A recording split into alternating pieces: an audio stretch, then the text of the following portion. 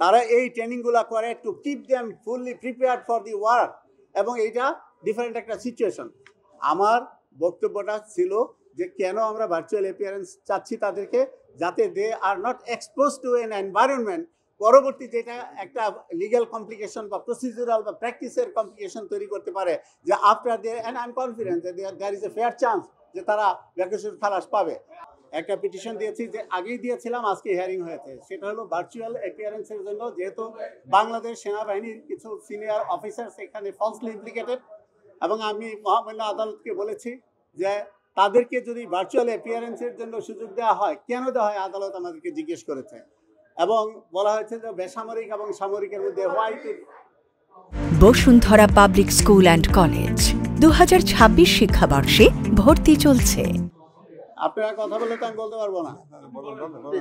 তো যখন বলা হয়েছে তখন আমি গ্রাউন্ড বলেছি first of all I am confident যে বাংলাদেশ আর্মি অফিসার যাদেরকে ফলসলি ইমপ্লিকেটেড করা হয়েছে তাদের ফেয়ার চান্স আছে, তারা বেকসুর খালাস পাবে। যদি তাই হয়, তারা যাতে বেকসুর যখন খালাস হবে তখন যেন তারা বাংলাদেশ সেনাবাহিনীতে তাদের কমান্ড রিজিউম করতে পারে, সেই জন্য আমরা সেটা চাই। এখন প্রশ্ন হলো যে প্রশ্ন করা হয়েছিল আমাকে যে একজন বেসামরিক এবং একজন চিফ জাস্টিস যদি কোর্টে আসতে পারে, আমি বলেছি যে মিলিটারি রেজিমেন্টেশন লাইফটা ইজ ডিফারেন্ট, কারণ এরকম ইনস্টেন্সও আছে যে 4 বছর জেল খাটার পরে একুইটাল হয়েছে উচ্চ আদালত থেকে, কিন্তু তারপরে সামরিক বাহিনী থেকে নিয়ে যাওয়া হয় না, because the military service demands for something very special, A regimented life কলস ফর সামথিং ডিফারেন্ট। এবং আর্মি অফিসাররা যখন শপথ গ্রহণ করে তখন তারা বলে জলে স্থলে অন্তরিক্ষে যেখানেই যাওয়ার আদেশ হবে সে আদেশ মান্য এবং পালন করব। দ্যাট মিনস সেনাবাহিনীর অফিসাররা they are prepared to sacrifice their life, they are prepared to defend the sovereignty of the nation even to the peril of their life. আমি আদালতকে বলেছি, আদালত শুনেছে, কিন্তু আদালত বলেছে যে ন্যায় বিচারের স্বার্থে এবং এখানে ওনারা সন্তুষ্ট হয়ে আমাদের আবেদনটা রিজেক্ট করেছে। কিন্তু আমি হ্যাপি, আওয়ার টিম হ্যাপি যে আমাদের কথাগুলো আদালতকে আমরা বলতে পেরেছি।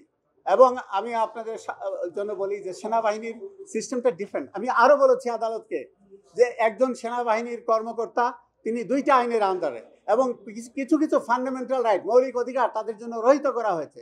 These are the sacrifices they are doing. Not only that, the training, 3 বছর বাংলাদেশ মিলিটারি একাডেমির যে ট্রেনিং, পৃথিবীর কোনো সংস্থায় কোনো প্রতিষ্ঠানে এই ট্রেনিং নাই। কেন তারা করে?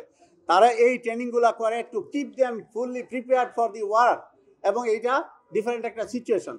আমার বক্তব্যটা ছিল যে কেন আমরা ভার্চুয়াল অ্যাপিয়ারেন্স চাচ্ছি তাদেরকে, যাতে they are not expose to an environment পরবর্তী যেটা একটা লিগ্যাল কমপ্লিকেশন বা প্রসিডিউরাল বা প্র্যাকটিসের কমপ্লিকেশন তৈরি করতে পারে, যে after they and I am confident যে there is a fair chance যে তারা বেকসুর খালাস পাবে, তখন যেন তারা সেনাবাহিনীতে ফিরে যেতে কোনো সমস্যা না হয়। এই বক্তব্য আমি দিয়েছি।